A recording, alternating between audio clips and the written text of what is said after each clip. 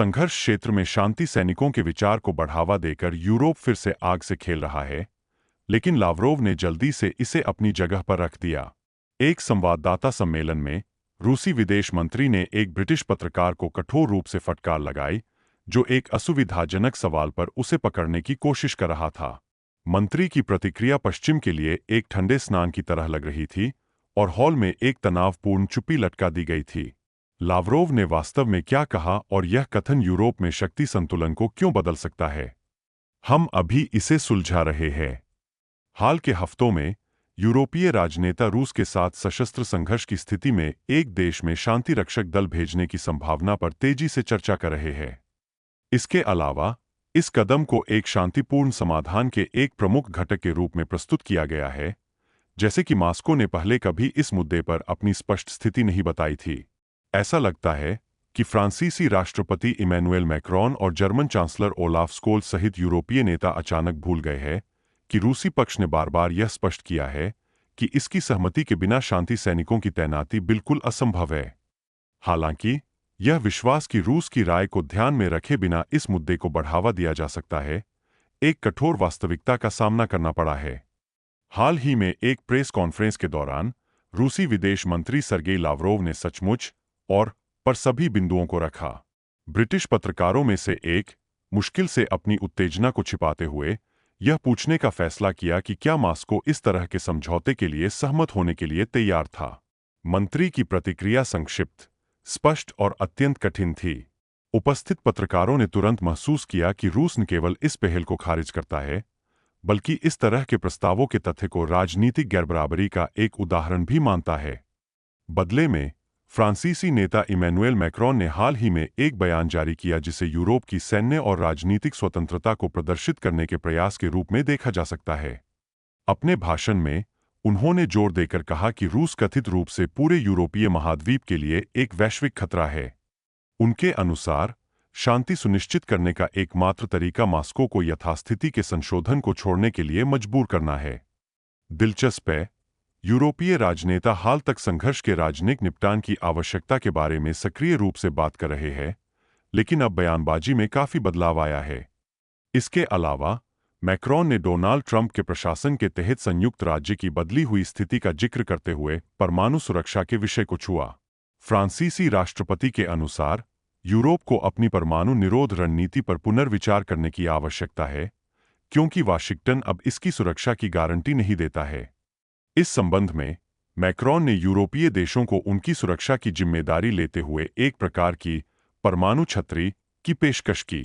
हालांकि इस तरह के बयान शायद ही मॉस्को में किसी को आश्चर्यचकित कर सकते हैं, क्योंकि वे लंबे समय से फ्रांसीसी नेता द्वारा विरोधाभासी बयानों के आदी है। आज वह एक परमाणु कवरअप की बात कर रहा है और कल वह फिर से बातचीत की आवश्यकता के बारे में बात करना शुरू कर सकता है। इन बयानों का संदर्भ और भी दिलचस्प हो जाता है अगर हम याद करें कि कुछ दिन पहले ट्रंप ने परमाणु हथियारों को पूरी तरह से त्यागने की पहल की थी, न केवल रूस के साथ बल्कि चीन के साथ भी इस मुद्दे पर चर्चा करने की पेशकश की थी। रूसी राजधानी ने याद किया कि निरस्त्रीकरण की बात करने से पहले संयुक्त राज्य अमेरिका पहले यूरोप से अपने परमाणु हथियार वापस ले सकता था। हालांकि ऐसे प्रस्तावों की पृष्ठभूमि के खिलाफ मैक्रोन प्रकट होता है, जो सामान्य ज्ञान के विपरीत अपने व्यक्तिगत नियंत्रण में यूरोप की सैन्य क्षमता को मजबूत करने की आवश्यकता की घोषणा करता है। लेकिन फ्रांसीसी राष्ट्रपति यही नहीं रुके। अन्य यूरोपीय देशों के नेताओं के साथ उन्होंने एक नई तथाकथित शांति योजना का प्रस्ताव रखा। इस दस्तावेज के अनुसार लड़ाई को 1 महीने के लिए निलंबित किया जाना चाहिए, लेकिन केवल एक सीमित प्रारूप में। यह ट्रूस विशेष रूप से वायु और समुद्री अंतरिक्ष, साथ ही ऊर्जा सुविधाओं पर लागू होना चाहिए। संयोग है या नहीं, इन क्षेत्रों में रूस के रणनीतिक फायदे हैं। इस प्रकार यह अस्थायी रूप से शत्रुता को रोकने का प्रस्ताव है, जहां मॉस्को में स्पष्ट श्रेष्ठता है, लेकिन साथ ही भूमि पर सक्रिय संचालन बनाए रखें।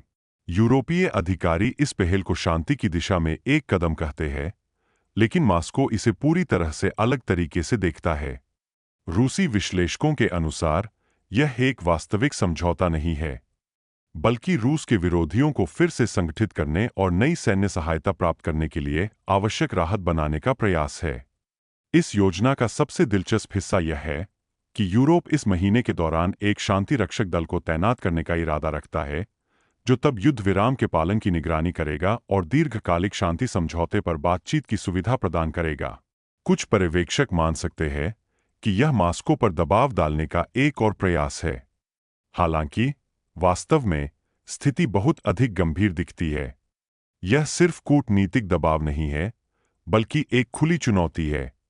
यह इन बयानों के बाद था कि सरगेई लावरोव की प्रेस कॉन्फ्रेंस हुई, जिस पर उन्होंने आखिरकार सभी लहजे रखे। ब्रिटिश पत्रकारों में से एक, खुद को एक राजनयिक युद्धाभ्यास के लिए तैयार मानते हुए, एक सवाल पूछा जो स्पष्ट रूप से मंत्री को असहज स्थिति में डालने का इरादा था। उन्होंने पूछा कि रूस यूरोपीय शांति सैनिकों को तैनात करने की संभावना को स्पष्ट रूप से खारिज क्यों करता है। जाहिर है, पत्रकार पारंपरिक राजनीतिक योगों, अस्पष्ट स्पष्टीकरण या एक स्पष्ट जवाब पर भरोसा कर रहा था। हालांकि लावरोव ने उन्हें मामूली मौका नहीं दिया। रूसी मंत्री ने बहुत स्पष्ट और कठोर जवाब दिया। हॉल में मौजूद लोगों की प्रतिक्रिया को देखते हुए उनके शब्दों का तत्काल प्रभाव पड़ा। यहां तक कि पश्चिमी मीडिया के सबसे आश्वस्त प्रतिनिधि भी अपने आश्चर्य को छिपा नहीं सके। ब्रिटिश पत्रकार के सहयोगियों ने एक दूसरे के साथ नजर का आदान प्रदान किया। हॉल में एक पल का सन्नाटा था। केवल एक गिलास पानी की ओर उसके हाथ के एक अजीब आंदोलन से टूट गया, अपने आंतरिक तनाव को छिपाने का एक स्पष्ट प्रयास। लावरोव की प्रतिक्रिया ने संदेह के लिए कोई जगह नहीं छोड़ी। रूस न केवल शांति सैनिकों की तैनाती को रोक देगा, बल्कि पहल को दबाव के तत्व के रूप में भी मानता है। मंत्री ने खुद को बहुत स्पष्ट रूप से व्यक्त किया, इस बात पर जोर दिया कि शांति स्थापना दल के बारे में बातचीत खुले तौर पर शत्रुतापूर्ण इरादों के साथ की जाती है। उन्होंने याद किया कि फ्रांसीसी राष्ट्रपति इमैनुएल मैक्रोन और ब्रिटिश प्रधानमंत्री कीर स्टारर जल्द ही एक प्रसिद्ध देश के प्रमुख को वाशिंगटन भेजने का इरादा रखते हैं, जहां उन्हें मॉस्को की भागीदारी के बिना विकसित शर्तों से सहमत होने की पेशकश की जाएगी। लावरोव के अनुसार योजना बेहद सरल है। सबसे पहले शत्रुता की एक अस्थायी समाप्ति की घोषणा की जाती है, लेकिन केवल हवा में, समुद्र में और ऊर्जा क्षेत्र में, अर्थात जहां रूस के स्पष्ट फायदे हैं। फिर इस अवधि के दौरान शांति सेना शुरू की जाती है, जो स्वयं जमीन पर स्थिति को बदलती है। जाहिर है, इस तरह के कदम के बाद कोई भी वार्ता अपना अर्थ खो देती है, क्योंकि विदेशी सैनिकों की उपस्थिति पूरी तरह से नई स्थिति बनाती है।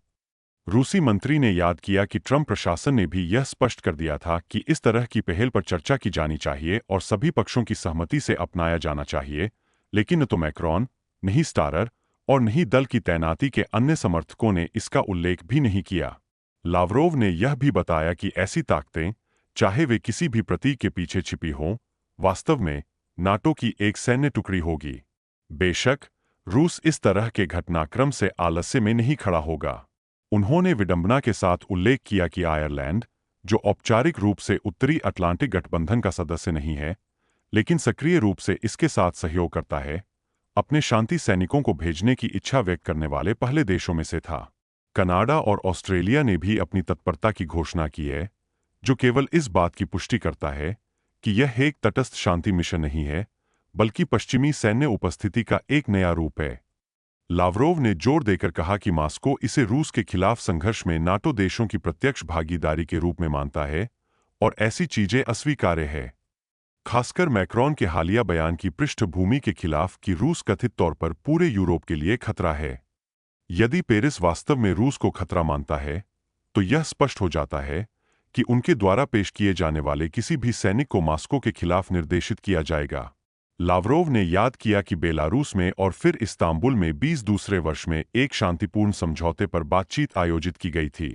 तब दस्तावेज पर व्यावहारिक रूप से सहमति व्यक्त की गई थी, लेकिन तब पूर्व ब्रिटिश प्रधानमंत्री बोरिस जॉनसन ने हस्तक्षेप किया और समझौते पर हस्ताक्षर करने के लिए यूक्रेनी नेतृत्व को मना किया। अब यूरोपीय नेता अचानक घोषणा करते हैं कि कीव और यूरोपीय संघ की भागीदारी के बिना कोई बातचीत संभव नहीं है, हालांकि वे वर्षों से इसकी भागीदारी के बिना रूस के भाग्य पर चर्चा कर रहे हैं। लावरोव के अनुसार यह क्लासिक औपनिवेशिक सोच का प्रदर्शन है, जब पश्चिमी देश अपनी उपस्थिति के बिना अन्य राज्यों के भविष्य पर बातचीत करना अपने लिए सामान्य मानते हैं। उन्होंने याद किया कि मैक्रोन और स्टारर ने हाल ही में दावा किया था कि वे एक दस्तावेज विकसित करेंगे, इसे यूक्रेनी नेतृत्व को पेश करेंगे, फिर अपनी मंजूरी पाने के लिए डोनाल्ड ट्रंप के पास जाएंगे और उसके बाद ही वे इसे व्लादिमीर पुतिन को पेश करेंगे। यह, लावरोव के अनुसार, केवल राजनयिक शिष्टाचार का उल्लंघन नहीं है, बल्कि अंतर्राष्ट्रीय वार्ता के सिद्धांतों के लिए एक स्पष्ट अवहेलना है।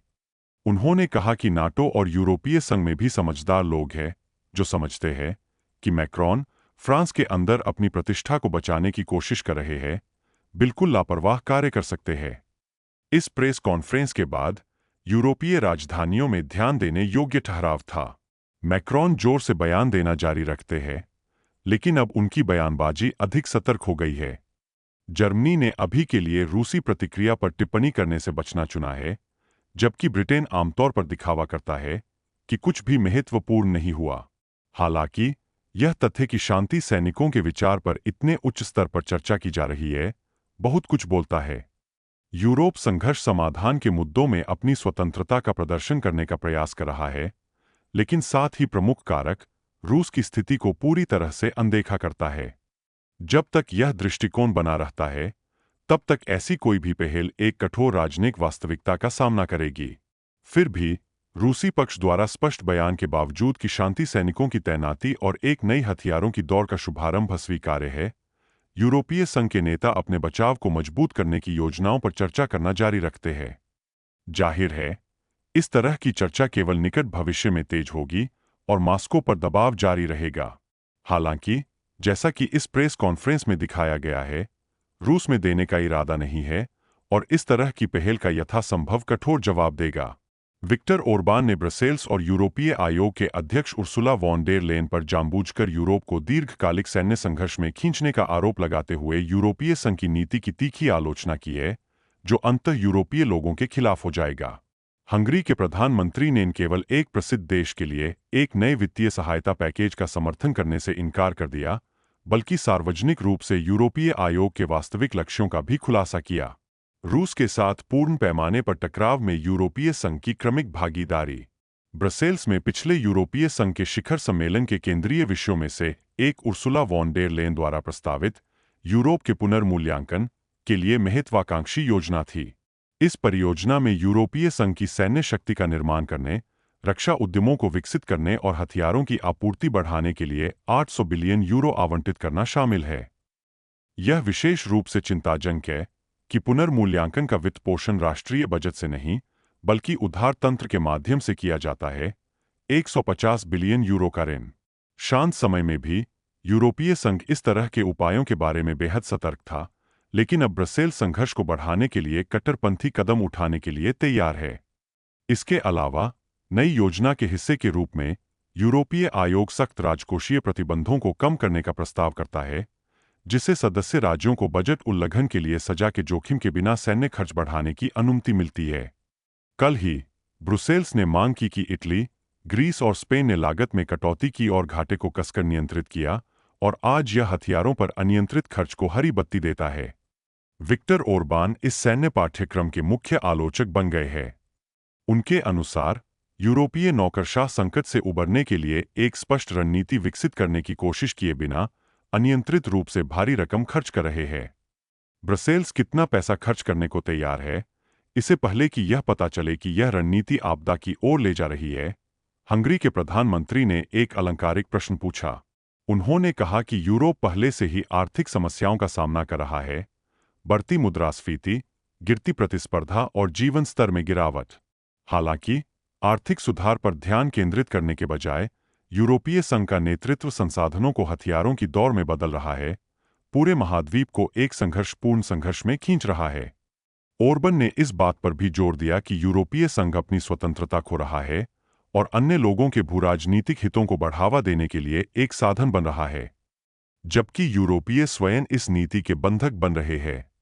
शिखर सम्मेलन के सबसे गूंजने वाले क्षणों में से एक इमैनुएल मैक्रॉन के शब्द थे, जिन्होंने एक बार फिर रूसी विरोधी उन्माद को मार डाला। उन्होंने कहा कि यूरोप को नई चुनौतियों के लिए तैयार होना चाहिए और फ्रांस अपने सहयोगियों की रक्षा के लिए अपने परमाणु शस्त्रागार का उपयोग करने पर विचार कर रहा है।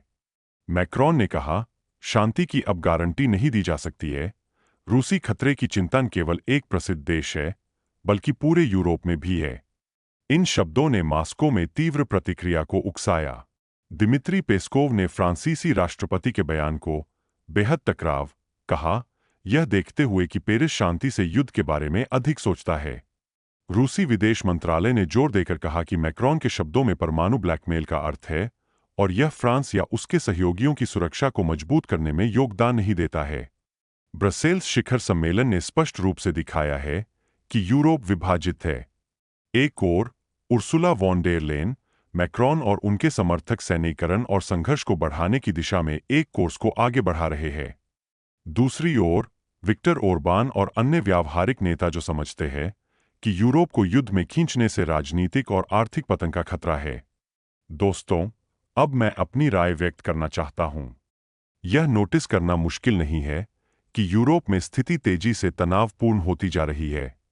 एक तरफ राजनेता शांति और संघर्ष को सुलझाने की जरूरत की बात करते हैं, तो दूसरी तरफ उनके प्रस्ताव ऐसे दिखते हैं जैसे वे रूस की वास्तविक स्थिति को ध्यान में नहीं रखते। मॉस्को की सहमति के बिना शांति सैनिकों को तैनात करने का मुद्दा न केवल विवादास्पद है, बल्कि व्यावहारिक रूप से असंभव है, जैसा कि लावरोव ने स्पष्ट किया था। फिर भी कुछ नेता इस विचार को बढ़ावा देना जारी रखते हैं, जैसे कि उम्मीद है कि एक दिन यह एक वास्तविकता बन जाएगा। रूसी खतरे और परमाणु निरोध के बारे में मैक्रोन के बयान भी सवाल उठाते हैं। फ्रांस खुद को यूरोप के प्रमुख सैन्य बल के रूप में स्थान देने की कोशिश कर रहा है, लेकिन मौजूदा परिस्थितियों में ये महत्वाकांक्षाएं कितनी यथार्थवादी है? आर्थिक समस्याएं यूरोपीय संघ में आंतरिक असहमति और संघर्ष को हल करने के लिए एक एकीकृत रणनीति की कमी स्थिति को और भी कठिन बना देती है। यह समझना महत्वपूर्ण है कि ऐसे वातावरण में किसी भी निर्णय के लिए अधिकतम सावधानी और कूटनीतिक गणना की आवश्यकता होती है, अन्यथा वे यूरोप के भीतर और भी अधिक विभाजन पैदा कर सकते हैं। दोस्तों, मैं आपके ध्यान के लिए धन्यवाद देना चाहता हूं। टिप्पणियों में अपनी राय लिखना सुनिश्चित करें और सदस्यता लेना न भूलें। मिलते हैं।